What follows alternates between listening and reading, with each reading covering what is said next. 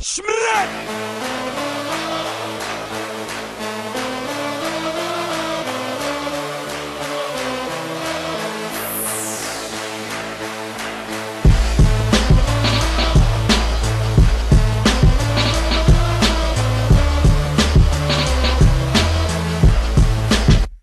are now listening to the Battle Rap Arena Show with your hosts, URL Zone, Norbs, and Jesserican. Welcome to URL's Battle Rap Arena. It's Jesserican. I'm about to get URL's very own Norbs. You know Peasy Fresh. What up, Peasy? What's up, man? You know I'm in the building as usual. What's going on? What's on your mind today? Just gonna ask a few questions to Beasley. You know, see what he got going, see what's in the works. Yeah, definitely. I mean, for people that didn't catch the Proving Grounds event, catch the Proving Ground event, it was fire. Be on the lookout for Chilla Jones. With that being said, rest in peace, Whitney Houston. Shout out to Throwdown Digital. Shout out to the Hip Hop Cycle. Shout out to Easy on Rap Music Boards. Shout out to Peasy Fresh. Peasy, shout out your Twitter while I get Norbs online.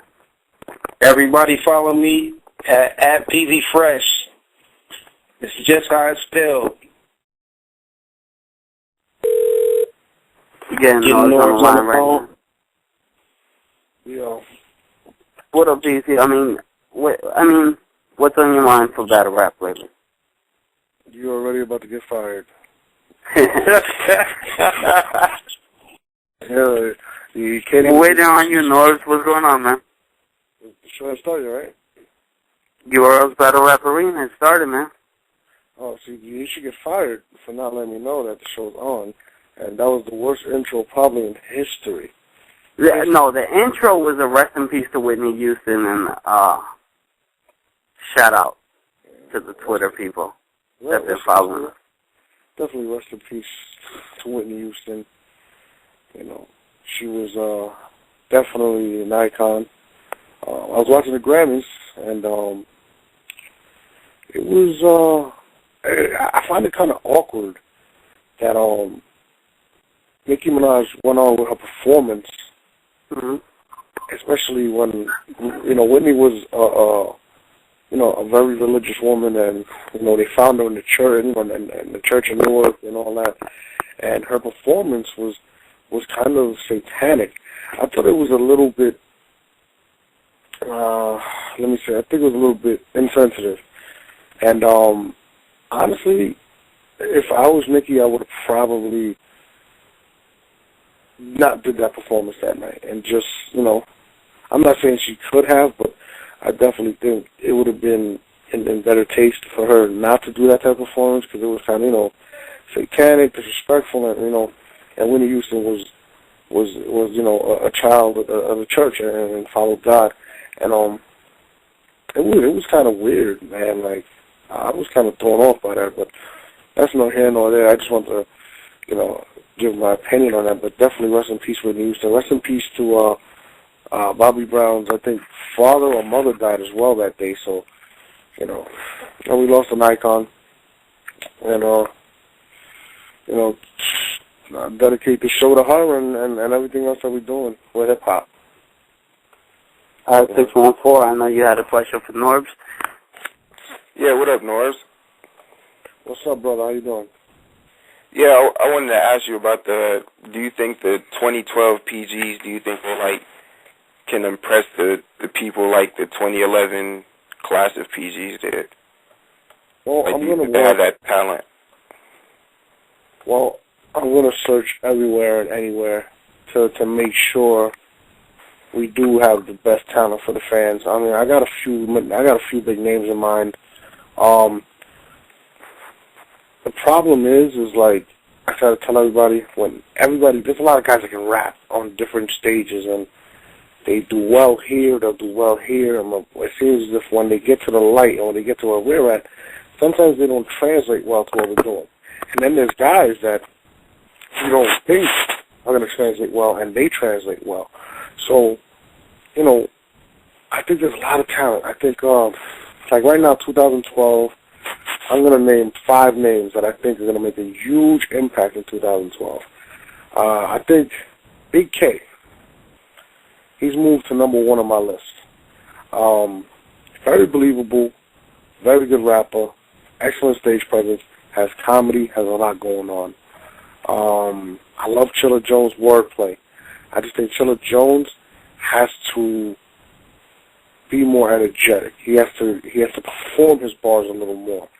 But his wordplay is phenomenal. I think Chilla Jones is going to make an impact.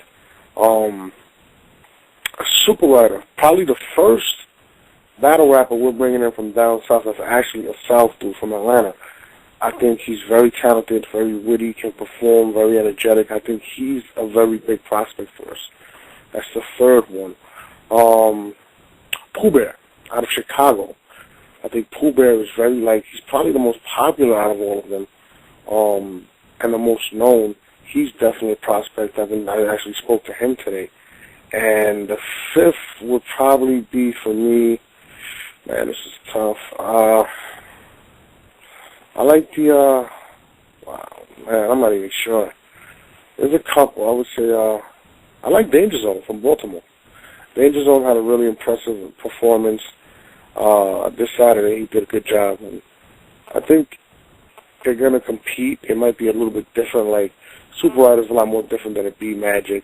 And Big K's more, he's definitely ill. Like, he's definitely crazy. But I definitely think you're going to see a lot of talent, and I'm hoping this class is better than the last one, to be honest with you.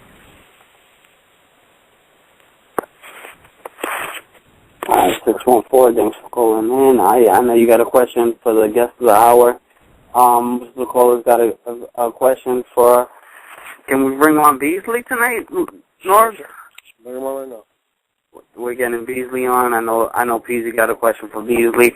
760, I know you got a question for Beasley. What's on your mind for Beasley tonight, Peasy? I want to ask him, to me, how does he feel about T-Rex and the Dot Mob and the moves that they have made over into another league, knowing that they started off with Smack? To me, they're disloyal as well. That's just how I feel. Jesse, what's up? I'd like to introduce the guest of the hour, my main man, Eric Beasley from Smack URL. Bees, welcome to the show. Thank you, man. It's long overdue, man. I appreciate y'all reaching out and giving me the What's going on, Beasley, man? on film. Now, Bees, give us a brief history of how you got started in the industry. You have a long tale of basically how you started and how you eventually got into meeting Smack. All right. So now you want me to? Let me get this right. You want me to explain my entry into the business or how I got into the battle culture? Well, you can. How did it intertwine? How did you go from music and then you got into the battle culture? All right. Well, I always wanted to be involved with music since I was young. You know what I'm saying? And prior to getting into the music business, I was always into the culture, watching dudes battle on the block, stuff like that. And there used to be this seminar in New York City called the New Music Seminar, and they was actually having it one time. It got ill DJ contest that Clark Kent used to host, and back then I used to go down to these seminars, and I couldn't get in because I wasn't in the music business, but they were in hotels, so I was hustling, you know what I mean, trying to figure out a way to get in. So I would actually walk around the hotel, try to find an entrance, ended up sneaking in through the kitchen. And one of the first battles that I actually recorded was Supernatural versus Craig G. And I actually had the bootleg copy. I even made copies and put them on the street just to see, what would happen. But that was a dope battle that I got to witness, early on. But that was still when battles are done over music. So it wasn't up to the stage that it is now. But that's just how far back my history goes, how interested I was in it when at a young age. But how I linked up with Smack was the first Smack DVD had come out, and I saw it on the street, and there was some artists that I was working with at the time, and I wanted to get them on a DVD, so I ran into Smack at a video shoot, kicked it with him, we linked up, and then I was working with Lord Tariq at the time, and Corey Guns was with him one day, so I had brought him to the shoot, told Smack about him, put the cameras on him, and then the rest is history. So from that point on, we just started linking up and shooting a lot of videos, running around. Like I was already working in the music industry, doing like promotion for different companies. I worked at Geffen. I had like been managing a lot of producers that were popping at the time. So I knew a lot of people in the game already. So I had like everybody's number. So it was dope because Smack had this great platform, and I had a lot of contacts, and then I had something that I could use them for that was actually constructive. So from that point on, we just linked up. Now, what was the first battle that you guys decided to put on Smack, and how did that come about, and how did you find the two competitors? Well, when I come into the picture, it was like after the Mook battle happened with Jay Mills. So we needed some. Smack was like, yo, you know what I mean? What should we do? You know what I mean? Who we gonna put next? And I'm like, yo, listen, you gotta put another battle on the DVD. This shit is hot. This is what people want to see. So we were going back and forth. So I was like, yo, Corey Guns had told me about this kid named Poppy. So I was like, Poppy, is he dope? He's like, yo, I'm telling you, he's crazy. He's crazy. He's crazy. Poppy was actually Lux, and that was the name that he was going by at that time. So I got his number from Corey Guns, linked up with him, spoke to him, and then, Smack had got the word back to Mook, so we just set up a little spot uptown in the Bronx, little clothing store, and that's how we set that battle up. So that was like when we really actually started scheduling joints every trip. That was an important battle also. Now, how popular were you starting to notice the DVD? Because the Smack era, this is before I even got with you guys, it really started to take off and dominate damn near the whole industry. How big was Smack in terms of his impact and what you guys are doing in that early stage, and how big did it get from beginning to now? I mean, in terms of just hip-hop culture in general, in terms of the artists that we were getting to interview, it was huge because, remember, that was pre-YouTube. And prior to that, the only outlets were like BET and MTV, so a lot of times artists didn't feel comfortable telling their street stories and beats on those platforms, or those platforms wouldn't permit it. So we were a voice that they had to express themselves. So it became super, super popular. It was a way to get your information out to the street, to the people who these artists really wanted to get the word to their kid. Like if there was a problem or a misunderstanding or a message they wanted to spread, this was actually the best way to possibly do it and the quickest way to possibly do it. So we became a staple within the community and a platform for them to use to get the message out. So I think that's why it spread like wildfire, because there was no YouTube. There were no big websites or blogs. It was just us. So now, you basically got the brand Smack dominated for years. Let's kind of fast forward until what sparked the idea to eventually create the URL. Because that's basically when I came in, and you actually made the phone call to me and recruited me in terms of making this happen. What sparked the idea, and what made you say, yo, let's do a league, and what was the thought process behind it when you eventually came up with the idea? Okay, cool. What happened with that was we always liked doing battles, and the battles were actually fun for us. We, at that time we were going through a transition stage because the DVD had kind of died out, you know what I mean, in terms of the trouble. All these websites popped up, so it was like difficult to get the information and hold that exclusive information that we had on Smack along with the battles, because all the information was coming out at a rapid pace once everything went online. So in terms of what happened with the battles was the battles were the only things that we could actually control. Because you can't control an artist, you know, if he has an interview with some hot information, the way things are now, he's going to tell everybody at the radio station, as an intern or as a blog on the way out, who's going to sit him down on the couch and get the story. You can't keep those exclusive stories and release them on a medium like a DVD anymore. It's just outdated. In battles, you know, if somebody prepares for each other, they're not gonna recreate that moment again. So if you capture it and control the content, it has value. And we noticed when we looked online that all of our battles were like 4 and 5 million views, like Murder Mook battles, Sirius Jones, Chin, Jay Mills, like all these battles were posted by fans and had millions and millions of views. So we said, hey, this is something that we could control.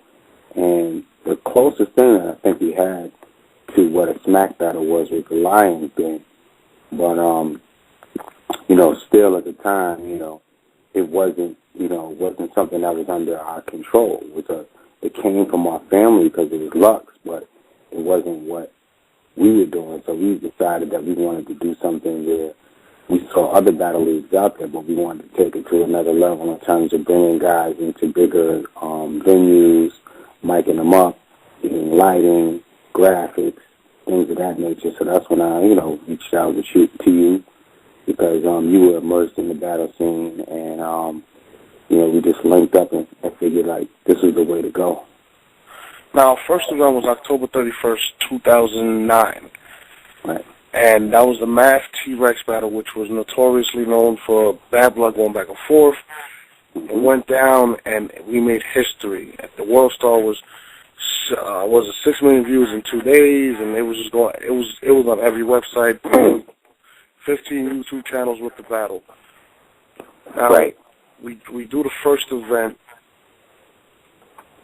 When we first came out, we shot it differently. What was the initial reaction that you got from the fans, and the initial feel from the websites and stuff like that? I mean, man, it was enormous. I mean, it was the talk of the city. People were excited that we were back, and you know, it was a long-standing beef because what happened is when the day that Math Hoffa battled Dose, he challenged T-Rex. But the battle didn't happen that day, but it never got resolved. So it was like a long-time rivalry between the two of them. So when we actually got them together, did the battle, it was crazy because now you got everybody who's like excited to see this battle, so they had waited so long to see it, and it finally had returned. So, the buzz was crazy, the websites were buzzing, everybody was excited about it. It was just a great moment. It was a historical moment. I mean, anybody that was in that room felt the energy of what was going on and what was starting from that day moving forward.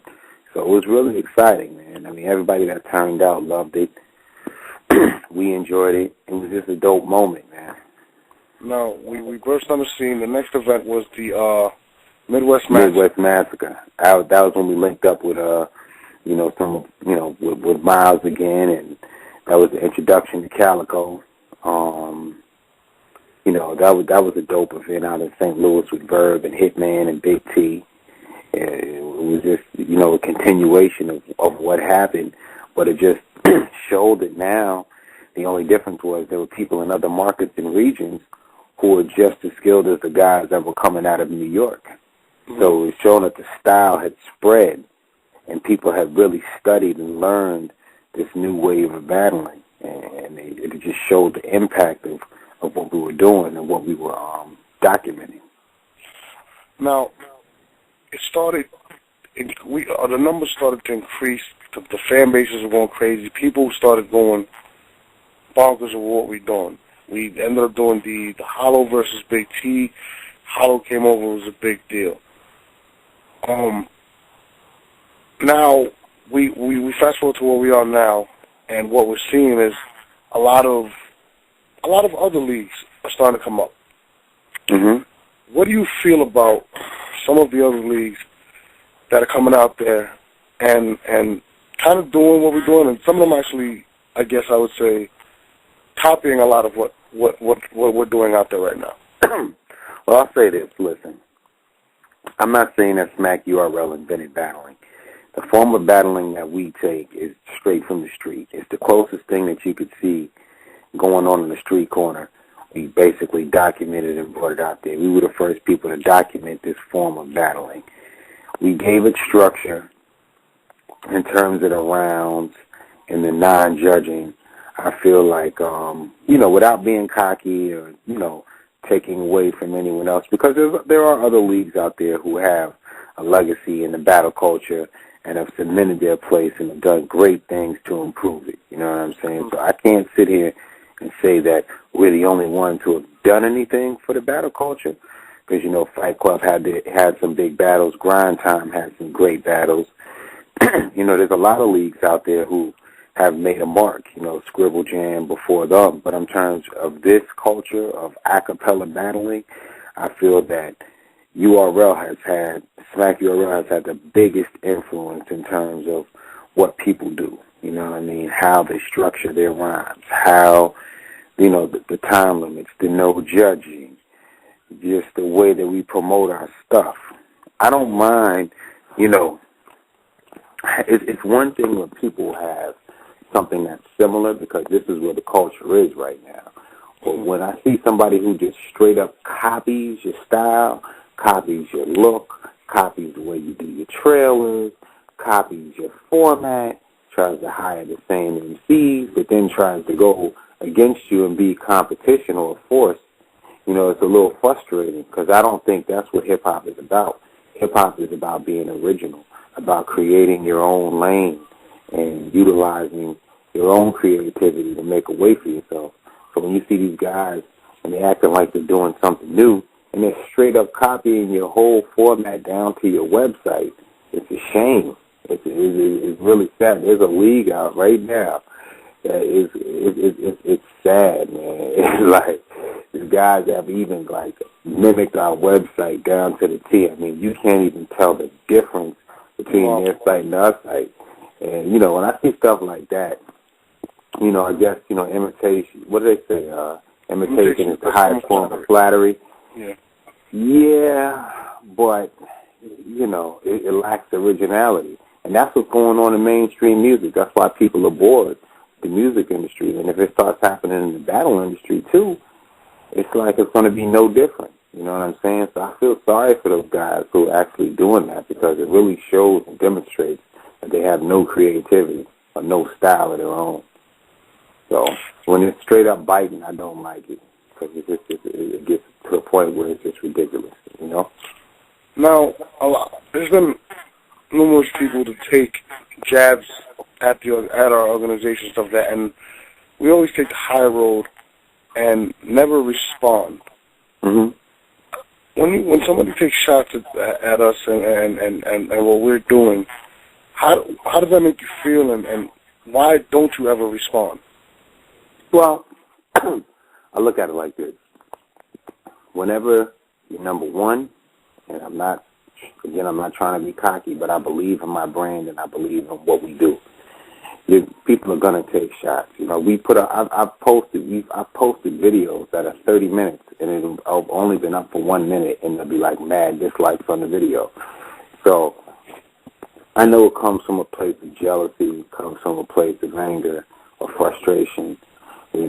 So I choose not to feed into negativity, because no matter what happens, if I start attacking somebody else, it's automatically going to seem like URL is the villain, we're the bad guys, or we're mistreating people, or someone's upset with something. And, why even waste time going back and forth with people? No one's ever going to be satisfied. Everybody has the right to their opinion and the freedom to express it. And if they're making valid points as to why they believe something else is better or they like something else, that's fine. I don't have a problem with that. But, when people try to discredit or downplay what we've done or what we do, then I do have a problem with it. I can firmly stand here and say that I believe that we're number one. We've had the most amount of classic battles from the Smack era, even up through the URL era. If you really sit back and think about the amount of classic battles that we released in the short time span that we've been doing this, it's crazy. If you think about the influence that we've had on the culture, it's crazy. You know what I'm saying? But I guess we do it so frequently that people kind of take it for granted. And again, I'm not trying to be cocky. I'm not trying to be, thinking that, I just believe in what I do. I believe in what you do. I believe in what everybody that's a part of this organization does. So I'm very proud of what we've done and what we've been able to accomplish in a short amount of time with limited resources. And I believe that we've opened up the door and reignited the culture since we've come back. Now, recently we had a battle, Charlie Clips versus X Factor, and it was a one-round battle. Right. It was a good battle. Charlie Clips and X Factor had they put on a show. They kind of left, in my personal opinion, questions. What do you feel about one-round battles? I think, first of all, let's be clear about one-round battles, okay? Personally, to be honest, I don't want to say, I think we were kind of one of the first people to do one-round battles, and I don't say that with honor or pride because I don't like one-round battles. I think they're useless. I think a one-round battle is like going on a date with a beautiful woman that tells you that she's going to blow you off and y'all going to get it popping all night. And then, you go to her crib and you just kiss her. And right before she gets naked and right before you about to hit it, she tells you that you got to go home. You know what I'm saying? And one-round battles are terrible. You know what I'm saying? One of the first one-round battles that I can remember is Conceded in Jesse James. It was an entertaining battle, but it wasn't something that we scheduled or set up. The URL does not contract one-round battles. Now, if there's two MCs who are talented with fan bases and they're going to do a one-round battle and they've already got it in their mind that they're going to do it, I'm going to record it. But I never call anybody up and offer them a one-round battle. I think it's destructive to the culture. And usually, let's be clear what a one-round battle is usually for. A one-round battle is either because a promoter doesn't have the money to pay for a full battle. So he offers them a slightly cheaper amount of money just to get their presence in the building. One MC is giving another MC a chance. So he says, I'm only going to give you one round of bars. So the guy's taking it because he wants to become popular. Or either there's two MCs who didn't have ample time to prepare. So they do a one-round battle because they want to be featured on a card. That's usually the reason for a one-round battle. I don't agree. I think one-round battles should be abolished from the culture. Honestly, it's a waste of time. You don't get to see what two MCs are at. You don't get to see if one guy has the stamina to last after he gets insulted and verbally abused, someone's up in his face. Can he rebound from that? You know what I'm saying? And then can the guy come back again with another round and rebound from that? You don't really get a chance to determine who wins. It's just like letting somebody punch you in the face with your hands down, and then he puts his hands down and you punch him in the face, and then you guys go home. Can't really determine a winner, No great champion comes to the ring for one round. You know what I'm saying? Tiger Woods doesn't play one part of golf. You know what I mean? Muhammad Ali doesn't come to the ring for one round of boxing. You know what I mean? Michael Jordan didn't come for one round, 1 quarter of basketball. You know what I mean? Hello? No, Yeah, I heard something on the phone. I didn't know what was going on. Yeah, it's going to have a little don't worry about that. Nobody does that. You know what I'm saying? No champion comes to play half-ass. If you come to the game, you come to the court, man, you come to kill. You know what I'm saying? So, no, I don't like one-round battles. I don't approve. I will, if somebody, like I said, if someone, has one and they've already decided they're going to do it, and I got the cameras out, I'm going to tape it. But it's not what I like or prefer. No, I totally agree with you. I can't stand one-round battles. I usually just, I advise artists never to do them. It kind of leaves a bad taste in the fans' mouth or something like that. Now, we got the event coming up, in St. Louis, Averb versus Hitman Holla. And then we have the event back in New York, which is going to be Tech 9 versus DNA. Do we have any special surprises, and what do the fans have to look forward to in upcoming events and future of the URL? All right. Let's say this. I think the Averb and Hitman matchup is going to be great. That's something they're putting on out there. We're going to basically host it with them out there and record the battle and capture it and bring it to the fans. So I think that's going to be something crazy. I believe Calico's on that card doing a battle with somebody he's giving a shot to, and QP and my man Just Juice are going at it on that card too. That's going to be a dope battle because you got two MCs who are fighting, I guess, more or less to be the kings of their market. You know, they were once friends, they fell out, so now they, both claim that, they're going to destroy the other, so it's bad blood there and there's a rivalry. So I think that battle's going to be dope. In terms of the New York battles going down March 25th between DNA and my man Tech 9, I think that's going to be a dope battle. You got two talented MCs. DNA has international experience. He just had a great battle with Disaster. Tech 9 is a fan favorite. He's a vet. So when you put those two personalities together in the room, you know what I mean, something dope has got to come out of it. We're actually planning a few more battles that we're actually working out that I can't disclose at the present time, but trust me, if they go down, this is going to be a dope event. It's going to be the hottest event this March. So make sure you come through and check it out. We'll have tickets and details up on the URL site. That's at urltv.tv. Now, I know there's a lot of fans that have a lot of questions for you, so I want to kind of get into that now a little early, because I know there's tons of questions for Beasley. Jesse, see who's on the line who has questions for Beasley. 347 Sunil. What up, man? What you got for Beasley? Question for Beasley. What up, Beasley? X Factor was on the show a couple of days ago, and he was kind of making it sound like what went down at the VIP event was kind of a miscommunication. Him having prepared for that one round, not on par with Clips. So I was wondering if you heard him on the show and how true was what he was saying. To be honest, man, I actually didn't hear what he said on the show.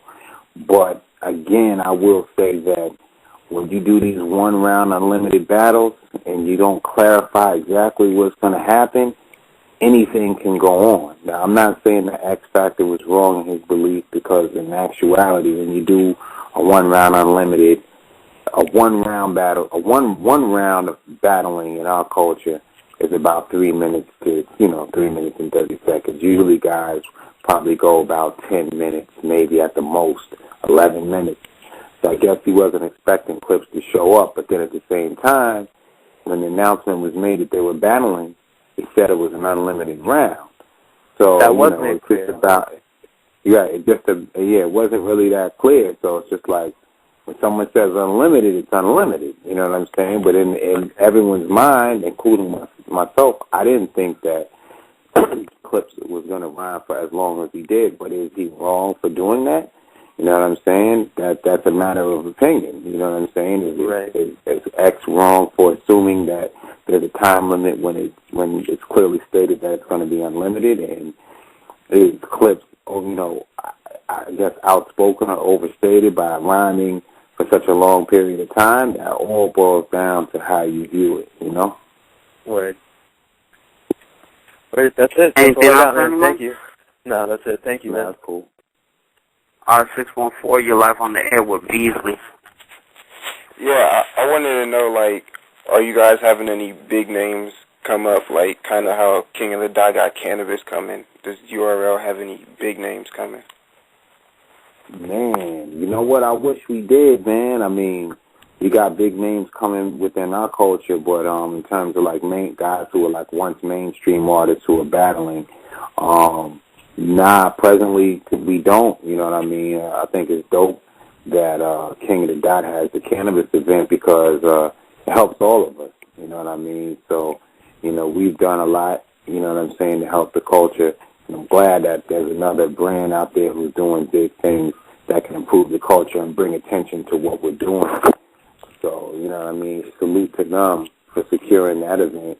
But presently URL doesn't have any, you know, entertainers who are, you know, actually ready to battle. You know what I mean? I've heard Joe Buttons make reference to him, you know, coming to battle, and we've had discussions with him a long time ago about battling, but presently we don't have any, like, big stars who are planning to, you know, come and rap, or guys who are actually mainstream recording artists who are coming to battle. Anything else on your mind, 614? Nah, that was it. All right, now we always got an outspoken person, 951 Real. What up? What's up? What's going on, Beasley? What's happening, man? How you feeling, fam? I'm chilling, my man. You know what I'm saying? What's up, Norbs? What's up, Surf's #1 fan? Hey, I respect what you do, Beasley. Like, what all y'all do. Like, you really been holding it down for years and years, longer than these new niggas even can imagine. You know what I'm saying? So, much respect for that, you know? Well, thank you, man. Appreciate it. Yeah, I wanted to ask you, like, or whatever. I sent this letter to Smack in regards to a ranking system that I feel could help your organization out. And if you haven't read it or anything, I think it details a new option in the whole battle rap game that could implement you guys as like the reigning supreme rap organization without you just saying it. We all know you guys are king and everything, but this would like overstate it to all the other battle rap leagues, and there'd be no competition and no question. So if you haven't read it, I wish you would. You know what I'm saying? Because I'm really kicking some shit that I think you guys should hear. Nah, well, summarize it real quick, Real. Summarize it in 10 seconds. Pitch it to me. Well, before you say that, hold on, before you say that, Real. See, the problem with this list, Beasley, is that he's going to say in the list that if Sue Surf is not #1, then it's not a battle list. That's the problem. So I can't go by what Real says. I would love to do a ranking system, right? And I'm going to read exactly what you sent in, because I'm definitely interested to hear how anything that can improve or help us out. I'm definitely open to hearing. The only thing I can foresee with the ranking system is that these guys don't want to be put in a category. Everybody's a champion. So, like, if you tell one dude, like, well, you know, you're on level 3, this guy's on level 1, and PT and Surf are on level 1, but you're level 3, they're not going to be accepting to that. They're not going to want to accept it. So it's going to be it's an issue. Like, I would have to gain a little more leverage to be able to tell people what they are, and they accept it. There'd have to be more in it in terms of money, and more in it in terms of return on performance. Can I tell you something real quick, though, about that? Yeah, like, you know, you Smack and all them, like, y'all come out the pocket with y'all money paying these rappers and everything. The battle rap ranking system I came up with, me and PG, what we came up with, is that only the higher ranking people on the actual ranking system will get the big money. If niggas can't fuck with, they're on the lower rated system, and this is all based on every piece of footage that's ever been captured on video. That's what you go on the ranking system. So like a person like Charlie Clips would be asked out. You know what I'm saying? But he'd have to work his way up. And I think it would make these niggas a lot more hungry to get that #1 spot. To get that #1 spot. If they feel like, no, I'm way better than Arsenal. You know, I'm going to read this. I'm going to check this out, man. I got your name from North. I think I did see this in the URL mail. I'm going to go back and read it tonight after the call, man, and definitely, you know what I'm saying, go through this shit, because you sound like you got it all figured out. You know what I mean? If it makes sense, I'm definitely willing to try it. He does, and I already know who's his #1 guy. He actually told me that if you wanted to, he would actually become Sue Surf's personal chef, so we can have Sue Surf at a lower price for battles. So, you know, it is what it is. Let's go back to one more thing. Loaded Lux has stated that he wants to come back, please. What's it looking like on that end, and can we even speak on that? Loaded Lux, my brother, beloved. Now, Loaded Lux, y'all could look for Loaded Lux. He'll be back. Loaded Lux will be back on URL, on Smack. It's home. You know what I'm saying? He's ready to make his return. He's chilling right now. He's got a series of mixtapes that are coming out that he's working on. You do have some things in the works for him. You know what I'm saying? So you can't expect to see him back in the ring soon. I can't tell you exactly when, but you will see him back in the ring soon. Now, you did speak on, he was one of the first big battles that we had on Smack DVD when he battled Lux. Now, what is the difference between back then and as opposed to now, and do you think Lux will make the transition? Will he be able to? The difference between Smack battles and URL battles are, I think URL battles are a little more performance-based. You know what I'm saying? Just the whole style, it's more animated. You know, the timing of the rhymes. A lot of times guys stop more because they're waiting for, you know, applause or, you know, people to cheer. They kind of think of everything, you know, and their rhymes are a little more personal. In Smack days, you know, we would call guys on a few days' notice, and you just had to show up with your rhymes and rock them the way you had them. You know what I mean? Now it's a little bit more about research. You get more time to prepare and memorize and have a performance, where before it was like they were performing, but they were just performing their own rhymes that they just had for any MC who stepped in their path. So I think that's a little bit of the difference. I mean, there was some preparation. You know, don't get me wrong, but there were times where, like, I would call Young Miles, T-Rex, you know what I'm saying, and y'all battling the next week, and dudes would be prepared, you know what I'm saying? So, you know, it's different, but for the most part, the difference between the two is that there's more preparation with URL, it's more performance-based. And would Lux be able to adapt to the style today? I think he will. He's actually run his own battle league, such as the Lions Den, and he definitely has his, you know, face in the culture. He knows what's going on. He watches the battles. He hosts battles still. He comes to URL battles and events. So he sees how guys are performing, and I'm pretty sure that he understands it and he can easily adapt. So we actually have two more callers on the line. Easy Fresh. Go ahead, Beasley. What's going on, Beasley? Yo, what's up, man? What's going on? Yeah, do you feel like some of the battlers now are kind of killing the sport by just, you know, taking checks and just kind of battling artists with no names? Do you think that's killing the sport? It's a double-edged sword, man. It's good because, you know, sometimes there may be new talent that doesn't have a profile. And if they give those guys a shot and those guys kill them or compete, we get to discover new talent that we can appreciate.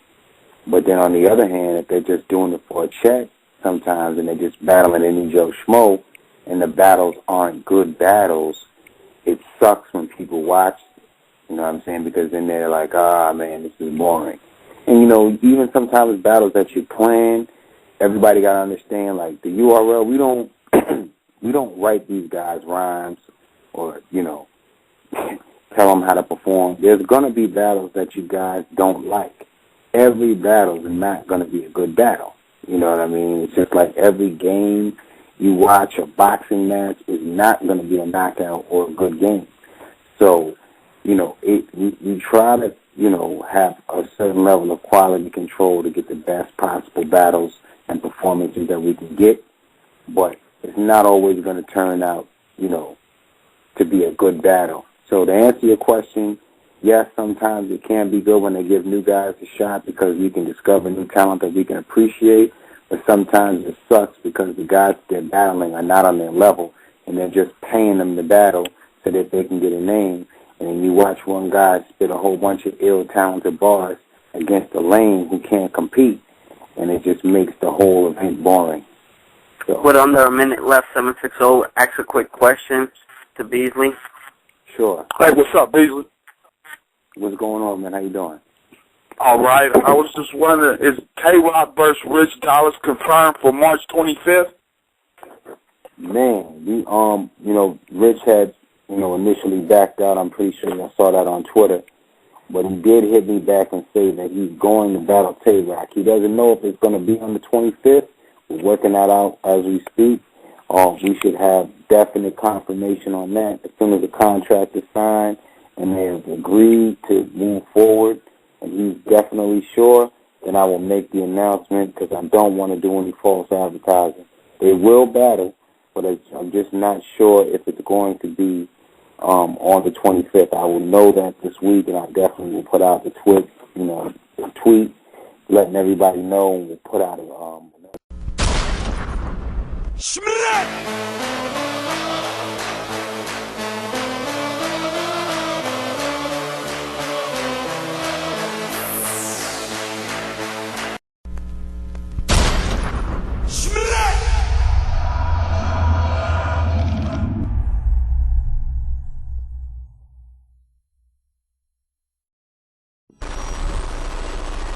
Two MCs once traveled the same road with one common goal in mind: to put St. Louis on the map.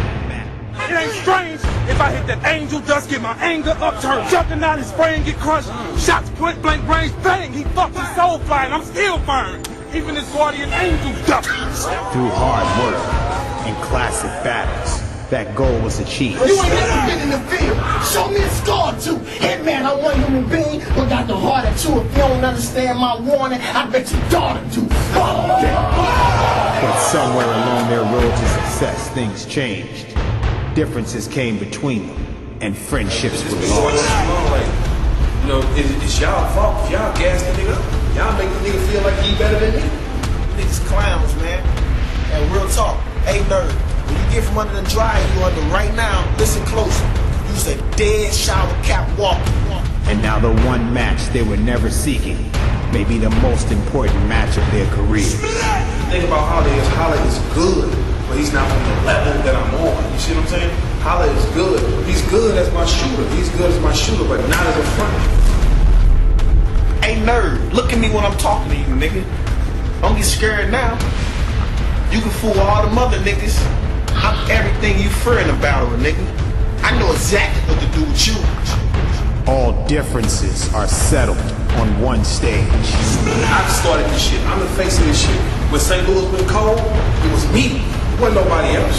Shut up, nigga. Scary ass, man. And the thing is, when you stand in front of me, you have to take this shit from me. It should be a whole other thing. I promise you. Sometimes you gotta take your nigga out in the backyard and get the shit off your chest. Dirty ass. They can't fuck with me. I'm the reason niggas around this motherfucker breathe. Y'all know the last time I was mad and pissed off before a battle, a nigga's soul left the earth. If you're not battling here, it just doesn't count. Lil' bro been gassed up too long. You know what I'm saying? Like, nigga, it's the New York niggas that be in his head. You know what I'm saying? New York niggas all in his head like, nah man, you better than Bird. No. Wrong. I'm way too rough for you. I got way too much of this. You know that. You know that. I don't know where yours at. You can't fuck with no motherfucking Captain Mark. Hey nerd, you fucking nerds. In a nutshell, man, it is what it is. Like, you been gassed up.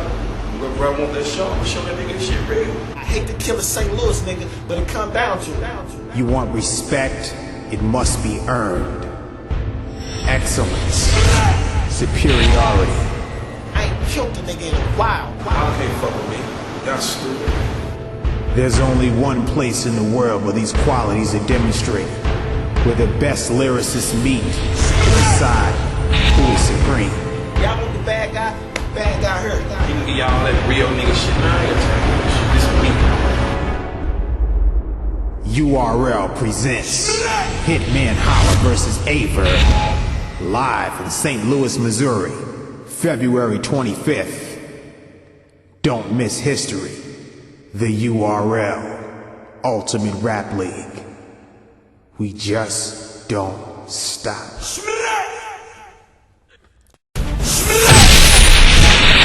Tech9 vs. Arsenal.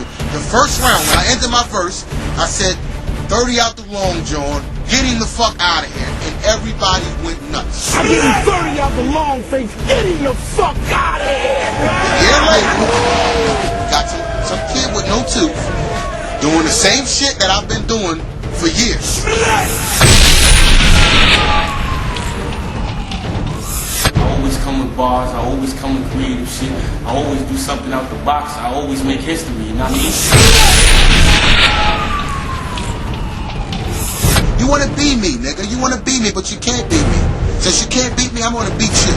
You know what I mean? A lot of niggas are scared of this nigga. I don't understand why. The nigga's just funny. The nigga ain't never said a good rhyme or a good line to me that made me say, ooh. You battling against greatness. You battling against the team with a fucking capital, nigga. Is you serious? Niggas can't predict what I do. Not anymore. I let that slip one time, but never again. I'm unpredictable for the most part. You know what I mean? I'm creative. I got some of the best bars, delivery, my energy, my aggression. Niggas can't match that, man. That's why I'm who I am, man. That's why I'm being there. You can bring your freestyle tactics out. You can bring your rebuttal tactics out. You can bring the whole fucking Queens if you want. None of that shit is gonna work. Every battle I go into, I'm the underdog, and I still come out rising. Against Big T, I was the underdog. Against Young Ill, I was the underdog. Against X Factor, I was the underdog. Against Disaster, I was the underdog. So it's nothing new. I want y'all to think Tech Nine is gonna win. I want y'all to think he's going 3-0 me. But when I get in that ring and do what I always do, y'all gonna have the puzzle face. They don't know how to battle me. How can you battle a fan favorite? It's impossible. How can you battle somebody that knows what they're doing? How can you battle somebody that the crowd loves? It don't scare me at all. It makes me laugh. You can't be scared of a nigga that makes you laugh. I'm the champion. I am the champion. There's only one champion in URL. That's me. One. That's me. Period. Every time y'all think I'm gonna lose, I'm still here. I'm still here. And that's all I'm gonna prove on March 25th. You battling against Second Round, one of the best niggas that ever did it. I changed the game forever. March 25th, I'm coming for you. DNA, done. Y'all gonna see why Tech Nine's not really who Tech Nine is. He's never been against nothing like this before. Ever.